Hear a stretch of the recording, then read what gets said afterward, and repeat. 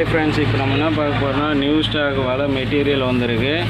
First பார்த்தீங்கன்னா எல்லாமே 0.16 தான். கண்ணோட சைஸ் பார்த்தீங்கன்னா 80 mm 40 MD வரும். அப்புறம் பார்த்தீங்கன்னா இது 90 mm 40 MD, எல்லாமே 0.16. இது வந்து 100 mm வரும் 40 MD.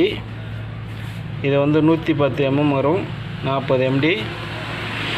எல்லாமே 40 கன்று இருக்குது தான். சால்வேஜ் வந்து பார்த்திங்கன்னா மேலேயும் கீழே 1/3 நூல் வரும். நைஸாக இருக்கும் நூல்.